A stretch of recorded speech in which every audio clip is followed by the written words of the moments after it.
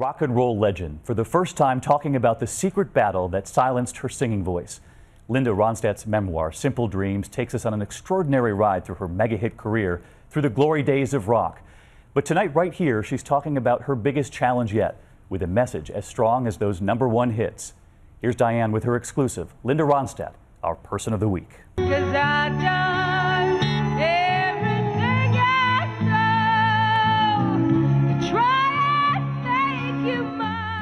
That singular voice filled with so much power, so much yearning. And she was most golden in the golden age of rock.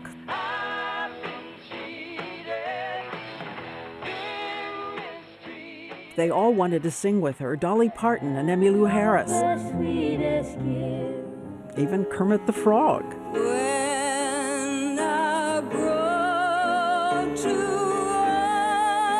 old to dream. She had a way of making everybody their best. After all, her backup band became the Eagles. Was it as great a ride as we all imagine? Almost famous here of sex, that drugs, movie? rock and roll.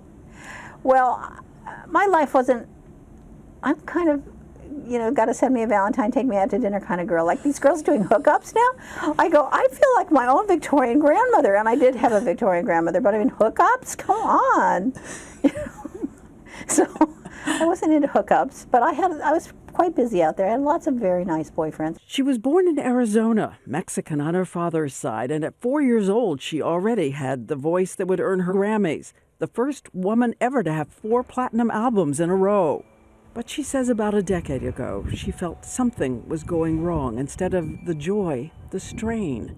And I knew it was mechanical and it was muscular. It takes a tremendous amount of muscular coordination to make your vocal cords vibrate a certain way. And then at some point I couldn't even make the notes. I'd aim for a C and I'd hit a G or something. It was like my elevator would go to the wrong floor all the time.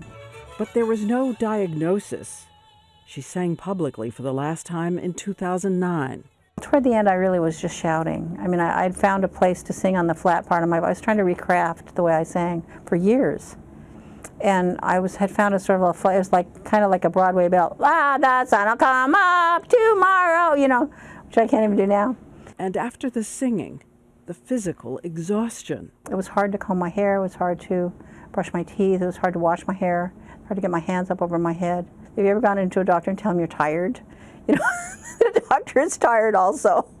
You don't want to hear about that. It was the last thing I suspected. It was Parkinson's disease.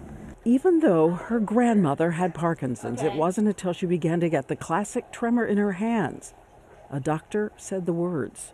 That the floor dropped out from under you? Yeah, there was a real kind of holy moment, where you sort of go, yow, this has happened. So it's just, somebody said to me, another Parkinson's person said, life after death isn't the question, it's life before death.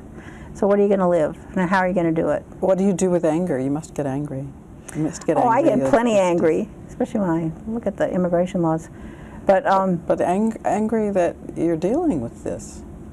Dealing with Parkinson's. With Parkinson's, what can you do? When I wake up in the morning, I think I can walk and I can talk, so it's a good day, because there will probably come a day when I can't do those things.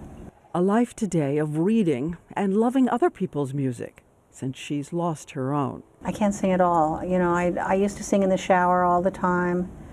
99% of my singing was private and personal. A very tiny percentage of it was done on the stage. But as she writes in her book, there are so many ways to leave behind a song.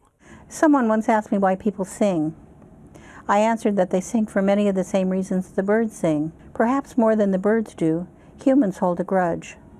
They sing to complain about how grievously they have been wronged and how to avoid it in the future. They sing so the subsequent generations won't forget what the current generation endured or dreamed or delighted in.